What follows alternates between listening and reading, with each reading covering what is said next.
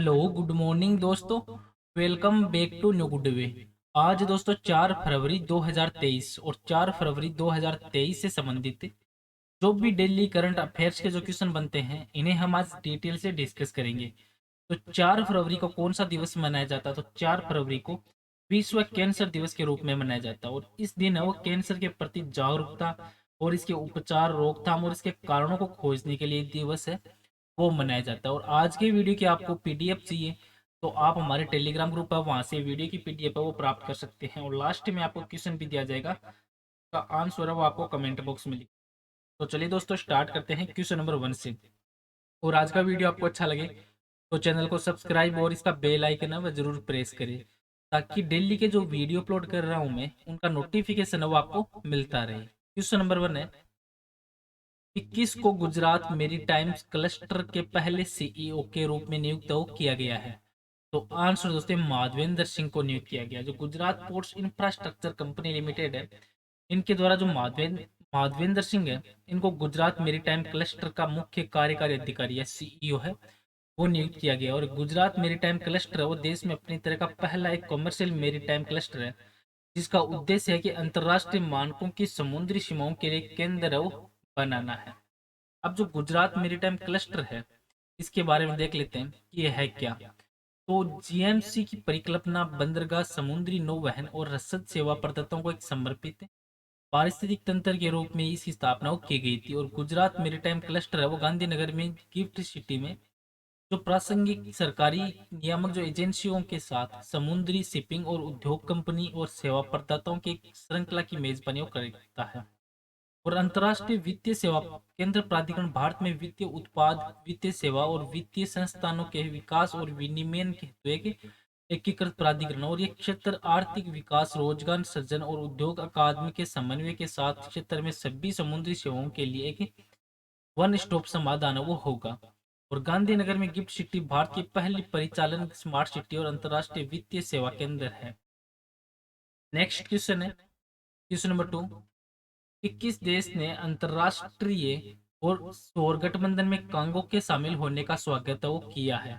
तो आंसर दोस्तों भारत देश ने इसका स्वागत है वो किया है। जो भारत है इन्होंने अंतर्राष्ट्रीय सौर जो गठबंधन में कांगो के शामिल होने का स्वागत किया और जो प्रेजेंट टाइम विदेश मंत्री हैं इनके द्वारा किया गया। और कांगो गणराज्य के राजदूत हैं रेमंड सरजिबाले, इन्होंने दिल्ली में अंतर्राष्ट्रीय सौर गठबंधन के समझौते पर हस्ताक्षर किया जिसमें कांगो के जो राजदूत और हमारे विदेश मंत्री मौजूद थे।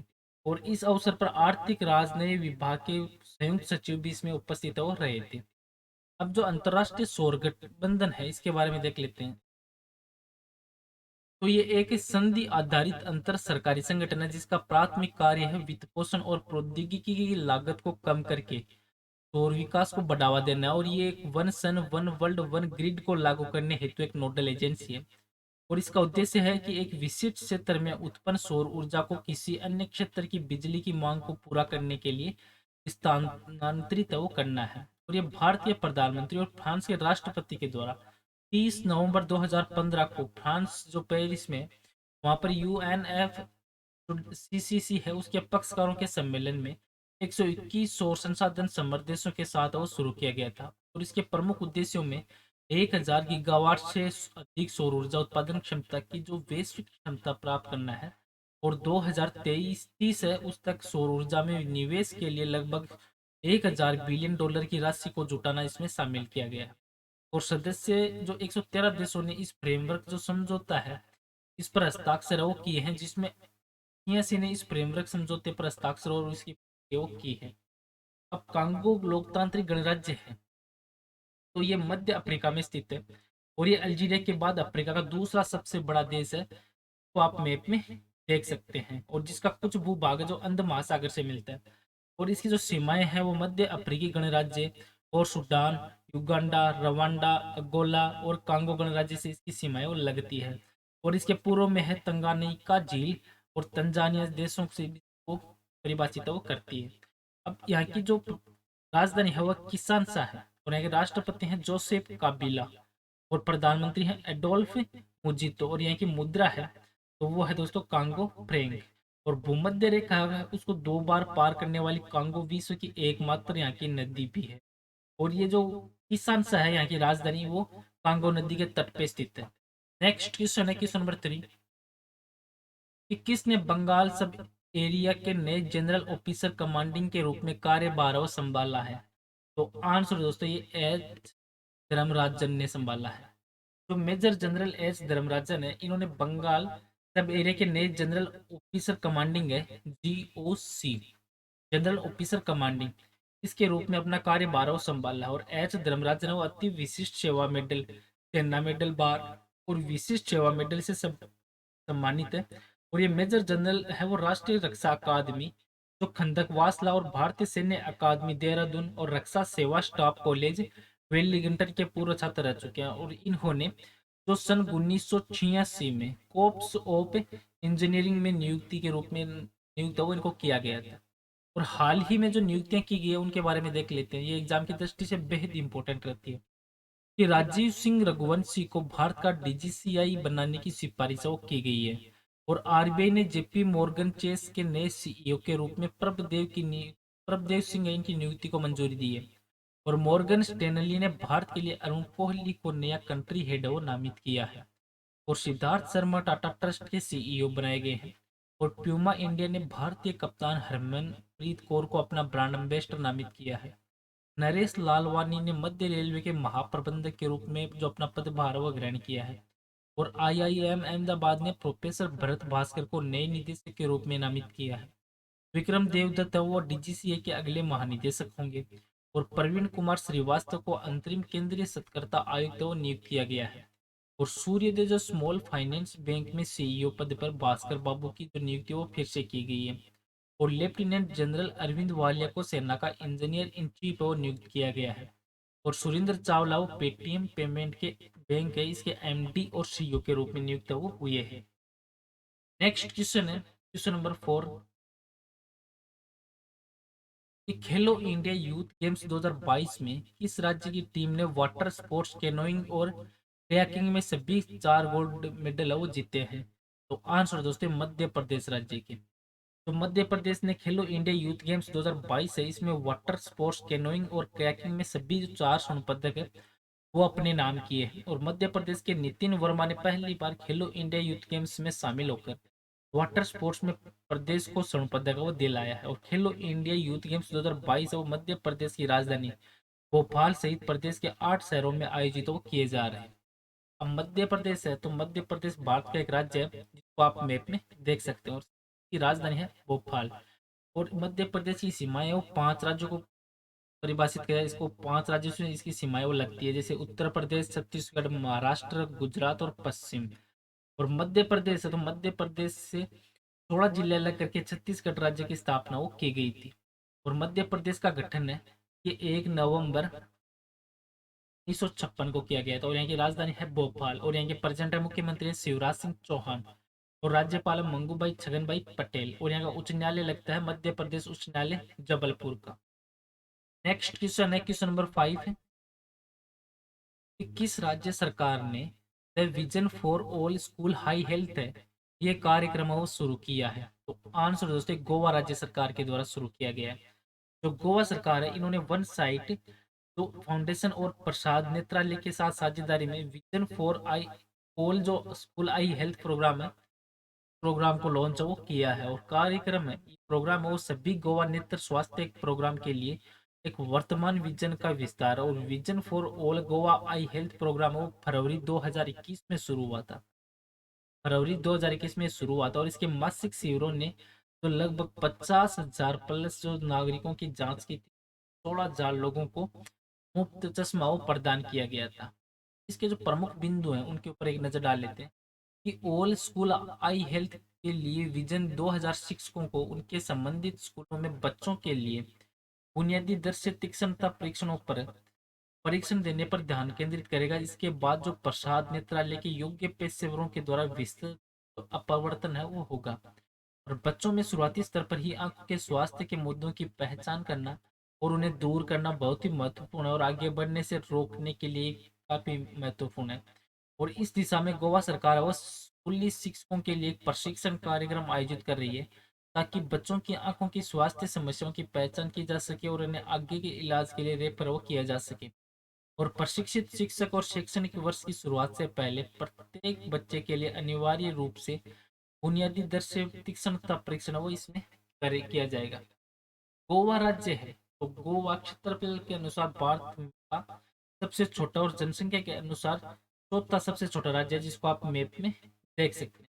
और गोवा का गठन है वो 30 मई 1987 को हुआ था और यहाँ की राजधानी है पणजी। और गोवा में टोटल जिले हैं दो, और सबसे बड़ा शहर है यहाँ का वास्को द गामा और दूसरा है पणजी। और यहाँ के प्रेसिडेंट है मुख्यमंत्री हैं प्रमोद सावंत और राज्यपाल है PS श्रीधवन। नेक्स्ट क्वेश्चन है क्वेश्चन नंबर 6 कि किस भारतीय रेसलर ने जाग्रेब ओपन चैंपियनशिप में कांस्य पदक वो जीता है। तो आंसर दोस्तों अमन सहरावत के द्वारा ये कांस्य पदक वो जीता गया। जो भारतीय रेसलर है अमन सहरावत, इन्होंने जाग्रेब ओपन चैंपियनशिप में पुरुषों के जो 57 किलो वर्ग में कांस्य पदक को अपना नाम किया। और 17 वर्षीय अमन है ये, जिन्होंने कांस्य पदक में मैच में जो संयुक्त राज्य अमेरिका के जेन रे रोडस है रिचर्ड्स, इनको 10-4 से हराया। और फाइनल में जापान के जो यूतो हैं उनको 2-0 से हराया है। के बाद इन्होंने कांस्य पदक को अपने नाम किया है। नेक्स्ट क्वेश्चन है क्वेश्चन नंबर 7 कि भारत की अध्यक्षता है वो उसमें G20 की पहली जो सस्टेनेबल फाइनेंस वर्किंग ग्रुप की बैठक है वो कहाँ आयोजित की जा रही है। तो आंसर दोस्तों गुवाहाटी में आयोजित की जा रही है। जो भारत की अध्यक्षता है वो G20 की पहली जो सस्टेनेबल फाइनेंस वर्किंग ग्रुप की बैठक है वो असम की राजधानी है गुवाहाटी वहां पर आयोजित वो की जा रही है। जिसमें केंद्रीय बंदरगाह नौवहन जल मार्ग और आयुष मंत्री हैं सर्बानंद सोनोवाल।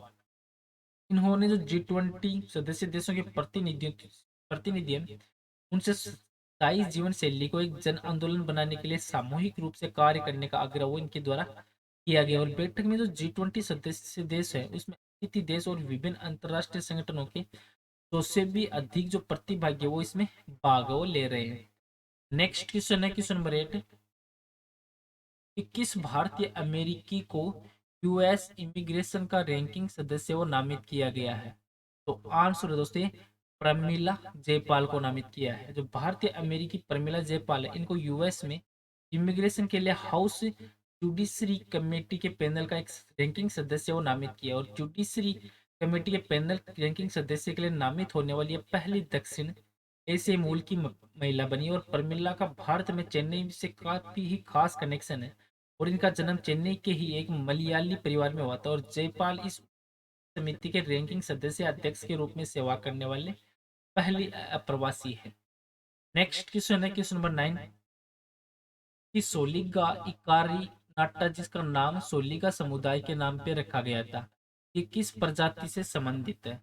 तो आंसर दोस्तों ततैया प्रजाति से। तो कर्नाटक में बिलीगिरी रंगन हिल्स है उसके एक स्वदेशी समुदाय सोलिगा के नाम पर जो कीट विज्ञानी है इन्होंने ततैया के एक नए जींस का नाम है सोलिगा इकारी नाटा वो इसका रखा है। नेक्स्ट क्वेश्चन है क्वेश्चन नंबर 10